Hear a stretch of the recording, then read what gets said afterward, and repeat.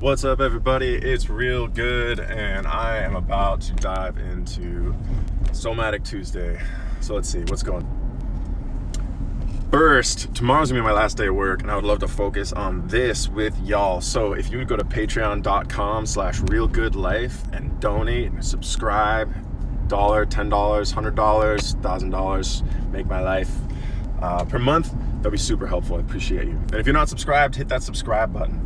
Let's get started. So what is Somatic Tuesday? Somatic Tuesday is the day that I go to somatic therapy in the park. I usually check in with you before and after. But today we're just gonna be talking about the very beginning of Somatic Tuesday and might be introducing a bunch of other concepts. But we're also keeping these videos short. So I just came out of a context where I got to spend the last 12 hours or so immersed with yet another lifestyle. Kind of like lifestyle hopping, and to be honest, it's freaking me out a bit. These lifestyles of the rich and famous trips are conjuring like discomfort and twisting in my chest. It's making me feel real uncomfortable. For example,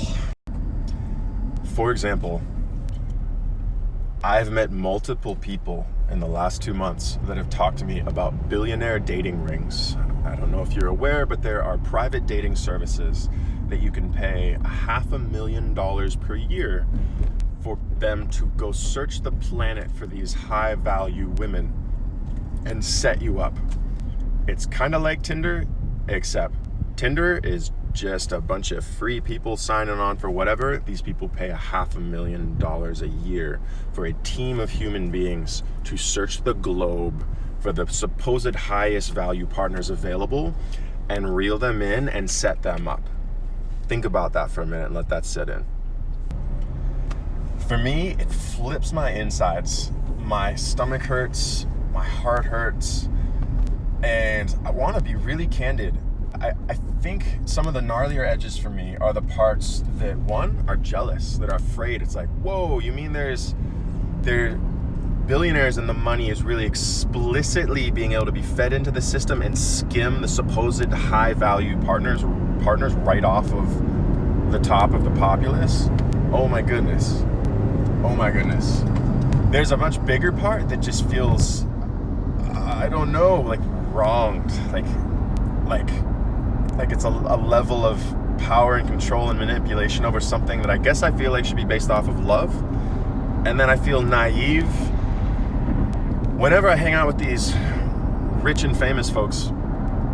I'm overwhelmed by senses of inferiority, hidden powers, and things that are actually running the world that people like us aren't on quite that level or at all. We're nowhere near it. And we've got all these other ideas about how things should go with romance and feelings of sexual attraction. And it's like they're people with money, some of them are going in and using their money to engineer. It goes beyond this. Okay, so I'll introduce one other concept. So I don't know if you've seen Eyes Wide Shut. It's an old movie. How do I talk about this? So some of the high value women that have been chosen for these sorts of things have also been pulled or attempted to be pulled, but I know some who have actually shown up to events that are entirely young escorts and old billionaires. It's happening. It's real. Billionaires fly in from all around the planet to places like LA, for example, in this case, for events that are just full of hundreds of young escorts who are there and going to sleep with you for money. Here's one of the twists. These escorts are not quite who you think they are. I notice when I think of, there's this sort of stereotyping that I do. These escorts for these billionaires are these same top value women that people like you and I probably can't even get. Bizarre. Like the value chains go so much higher than you and I can even fathom.